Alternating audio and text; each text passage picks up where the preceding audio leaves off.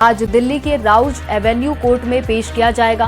दिल्ली जल board tender घोटाले में ये गिरफ्तारी हुई है। बड़ी खबर आपको दिल्ली से बता रहे हैं, जहां आम आदमी पार्टी के नेता सत्येंद्र जैन गिरफ्तार कर लिए गए हैं। सत्येंद्र जैन समेत 6 आरोपियों की कोर्ट में पेशी की जानी है। आज दिल्ली के राउज एवेन्यू कोर्ट में पेश किया जाएगा। दिल्ली जल बोर्ड टेंडर घोटाले में ये गिरफ्तारी हुई है।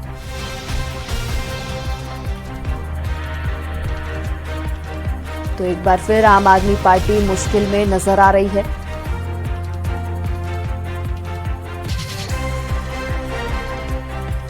आपके नेता सत्येंद्र जैन के साथ ही 6 और आरोपियों को पेश किया जाएगा। दिल्ली के राउज एवेन्यू कोर्ट में पेश किया जाएगा। दिल्ली जल बोर्ड टेंडर घोटाले में ये गिरफ्तारी हुई है।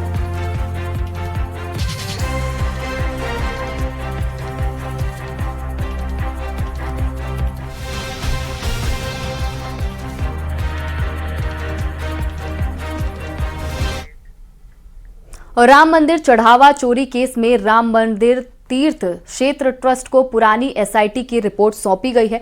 सूत्रों के हवाले से खबर है कि पुरानी एसआईटी की रिपोर्ट में चंपत राय और अनिल मिश्रा का नाम नहीं है। इसे लेकर बीजेपी का कहना है कि जो भी दोषी होगा उसे कड़ी सजा मिलेगी। वहीं कांग्रेस ने पूरी रिपोर्ट को फर्जी बताया है। ये रिपोर्ट देखिए।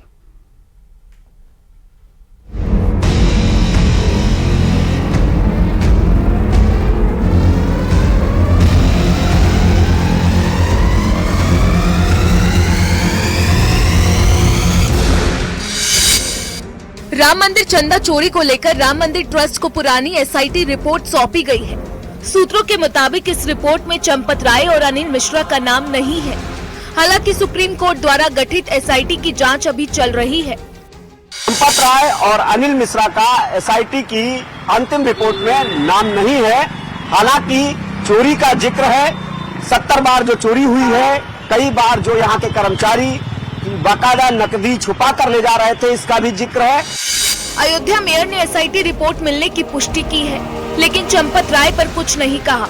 वहीं राम मंदिर ट्रस्ट धार्मिक समिति के सदस्य का कहना है कि उनकी जानकारी में अभी ऐसी कोई बात नहीं है।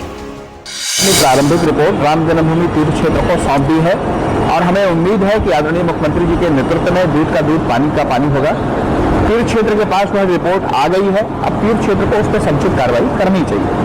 अभी ऐसी कोई अधिकृत जानकारी मेरे नॉलेज में नहीं आई है और मामला सर्वोच्च न्यायालय के निर्देशन में चल रहा है। इसलिए जब तक जांच क्लियर रूप से न दाखिल हो जाए रिपोर्ट, तब तक कुछ कहना ठीक नहीं है। राम मंदिर मामले में एसआईटी की रिपोर्ट पर बीजेपी नेता राजेश चौधरी ने कहा, जो दोषी होगा उसे कड़ी सजा मिलेगी। वहीं कांग्रेस नेता हुसैन दलवाई ने पूरी रिपोर्ट को फर्जी बताया है। देखिए, हम पहले दिन से ये कहते रहे हैं कि दूध का दूध पानी का पानी होगा। जिन्होंने ये कुकृत्य किया है उनको सजा मिलेगी। आज भी वो जेल के अंदर हैं।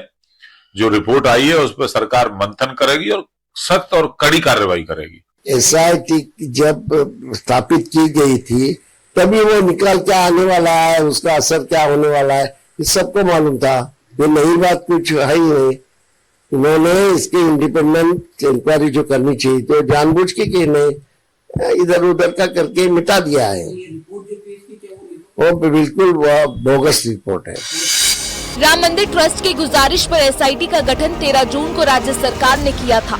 3 सदस्यीय टीम ने इसकी जांच की। एसआईटी की प्रारंभिक रिपोर्ट के आधार पर 25 जून को इस मामले में पहली एफआईआर दर्ज की गई, जिसमें 8 नामजद और अन्य अज्ञात को आरोपी बनाया गया था। ये रिपोर्ट अब मंदिर ट्रस्ट को सौंपी गई है। Bureau report, news 18, UP Uttarakhand.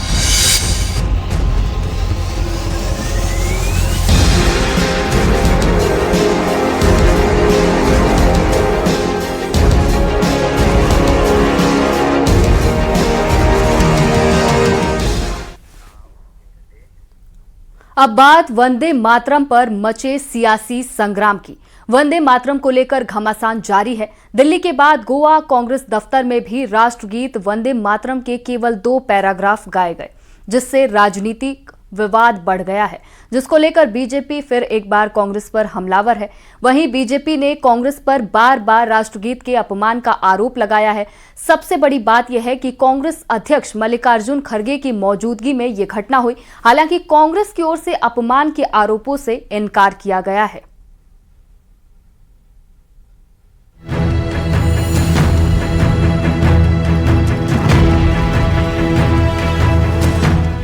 BJP का आरोप है कि 15 अगस्त को राहुल गांधी और सोनिया गांधी ने वंदे मातरम का अपमान किया था, जिसके चलते राहुल सोनिया के साथ पूरी कांग्रेस पार्टी को देश से माफी मांगनी चाहिए। वहीं कांग्रेस अध्यक्ष मल्लिकार्जुन खड़गे का कहना है कि कांग्रेस ऑफिस में वही वंदे मातरम गाया गया जो महात्मा गांधी, नेहरू और सरदार पटेल ने गाया था। क्या बीजेपी इन पर केस दर्ज करेगी? अब तक 18 साल तक उन्होंने जो गाया एज ए उनकी सेंट्रल गवर्नमेंट, वाजपेयी ने जो गाया वही गाया मैं, और 12 साल तक इन्होंने चीफ मिनिस्टर होकर अब तक जो गाया वही वंदे मातरम गाया। अगर ये गुनाह है तो उन्होंने 18 साल से गुनाह कर रहे हैं। अगर यही गुनाह है तो गांधी जी के ऊपर केस डालो। कांग्रेस की मानसिकता पर एक सवाल उठाना चाहते हैं। कांग्रेस अगर इस तरह की हरकत करती है तो कृपा करके वो भारत की आजादी आंदोलन का एकमात्र ठेका लेने का अपना दम बंद कर दे। If this is what the Congress party is doing to the great national song Vande Mataram, you better stop claiming monopoly as the custodian of freedom. वही कर्नाटक कांग्रेस अध्यक्ष बी.के. हरिप्रसाद का कहना है कि कांग्रेस 2 स्टैंजा ही गाएगी। अगर हमें जेल भेजना है तो भेज दो। उन्होंने आरएसएस की तुलना आतंकी संगठनों से की। There is no difference between, because it is an unregistered organization. Jaish-e-Mohammed, Taliban, all these organizations are unregistered. There is no difference between Jaish-e-Mohammed, Taliban and RSS, because all the three are not registered in this country. Congress सांसद कुमारी शैलजा ने वंदे मातरम को लेकर कहा कि कांग्रेस की तरफ से राष्ट्रगीत को लेकर कोई कंट्रोवर्सी नहीं है, लेकिन कांग्रेस सांसद इमरान मसूद का कहना है कि मेरा धर्म किसी और की इबादत की इजाजत नहीं देता। कंट्रोवर्सी किस बात की है? बजाया है, पूरा बजाया, उसमें कौन सी कंट्रोवर्सी की बात है? कोई कंट्रोवर्सी नहीं। इतना उससे चिढ़ना, इतनी नफरत, और वो भी इतना उन्होंने कैमरा की ना परवाह करके उसको बंद कराने के लिए, जैसे मानो मैं कहूँगी कि इस तरह से उनमें तड़पन होने लगी कि जैसे कोई, मैं तो कहूँगी कि पाकिस्तान के लोग भी इतना नहीं तड़पते हैं जितना कि वो लोग अपने, तो देख के अभी तो खैर पूरे हंसी का पात्र पूरे देश में बन गए हैं। हमारे लोग तो वंदे मातरम तब भी बोल रहे थे कांग्रेस के अधिवेशन के अंदर, जब आपको लाठी खाने से डर लगता था और आप अंग्रेजों की गुलामी कर रहे थे। हमें क्यों बता रहे हो ये बात? गुरु रविन्द्रनाथ टैगोर ने जितना पढ़ के बताया था ना वंदे मातरम, वो पूरा पढ़ा जाता था, हर कांग्रेस के अधिवेशन में पढ़ा जाता है। मेरा धर्म मुझे अपने धर्म के हिसाब से इबादत करने देगा ना।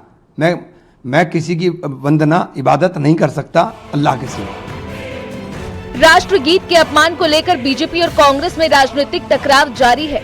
जहां सत्ता पक्ष इसे राष्ट्रीय भावना से जुड़ा गंभीर विषय बता रहा है, वहीं विपक्षी दल इसे मुख्य मुद्दों से ध्यान भटकाने की साजिश करार दे रहा है। Bureau report, news 18, UP Uttarakhand.